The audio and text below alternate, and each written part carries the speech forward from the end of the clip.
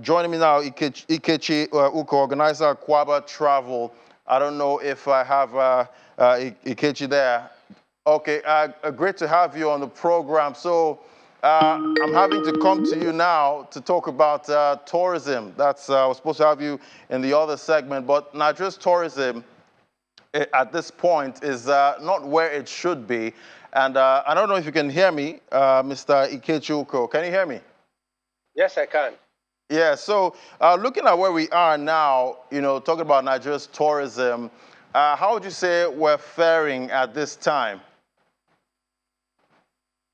Okay, yesterday, 27th, was World Tourism Day. It's a great day for those of us in tourism to celebrate tourism. And September 27th was initiated by a Nigerian. So it's a great day for Nigeria. The whole world celebrates it, and a Nigerian started it. Probably that's the best news for that day because our tourism isn't doing very well as at now. For outbound tourists, people are flying out in huge numbers. The aircraft out of Nigeria is full. They are all full. And they are charging premium, very expensive. Yet, our local airlines are not doing well.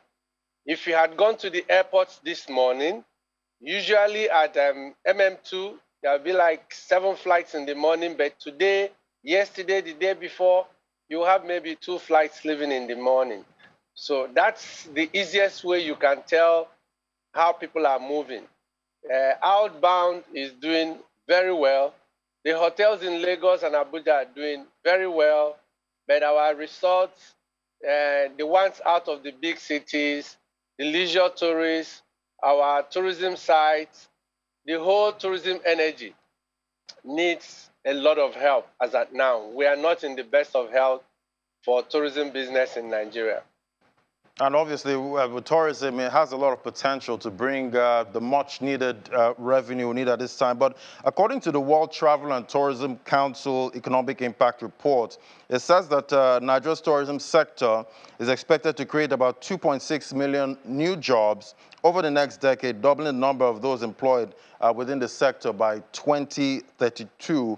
How do you see us making this projection a reality? We can actually do better than that.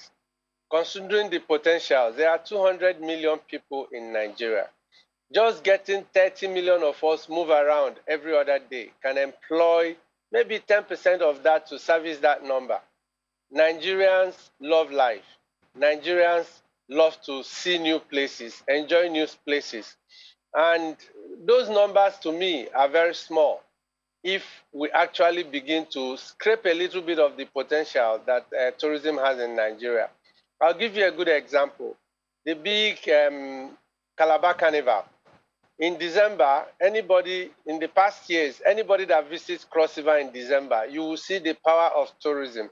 For the whole month of December, you don't have people, extreme hunger, crime levels are low. Everybody finds one way or the other to employ himself, painting faces, making souvenirs, providing accommodation for visitors. Tourism employs everybody, even those without formal education, what most professionals will call informal education. Masquerading, dancing, comedy shows, the amount of job tourism can create in this country is immense. So those figures are not actually big figures. If we excite the potential of the market, we employ a lot more people. I can tell you that. And you live in Lagos, you know what happens in December, coming very soon. There is traffic jam everywhere. Right. What causes those jams is the entertainment spirit, the so-called dirty December, that gets everybody on the move, that actually employs the whole city. So tourism is the easiest way to get our youth employed, to get our economy running full steam. You need to excite the tourism environment. Quite interesting. I've not heard that phrase, Dirty December, in a while, and I wonder if we're going to be using it this year with all the headwinds, we've seen in 2022. But how can we, market Nigeria to the world at this time? Make it that, destination hub. First of all, is that tourism cannot work, from our example, without the will and the policy of the government. The government of any country has to decide, look, we need to position and market ourselves. I do Akwaaba Travel Market, and you see that Dubai Tourism, that's a government agency, comes with all the power. South Africa Tourism comes with all its power. Now we have the Turkish people coming with the government support. So why do we think that in Nigeria only the private sector should drive tourism? The private sector, they are business people. You can only think about yourself, your staff, and your bills to pay. There needs to be that engagement that needs government support. Government owns the brand of the country. Government owns the foreign policy instrument. Government owns the licensing power to create open skies, to bring aviation. I cannot create a national carrier. I cannot actually give visa. The little things, problems we have in Nigeria are in the hands of government to solve. I cannot on my own solve the security issue. I cannot create a national brand that I can drive all over the world. So those of us that are doing this, we work with other countries. We know that there needs to be the will of the government in power and also policy. Example, Lagos State and Cross River that are doing very well in tourism, it was driven and is still being driven by government policy and government support.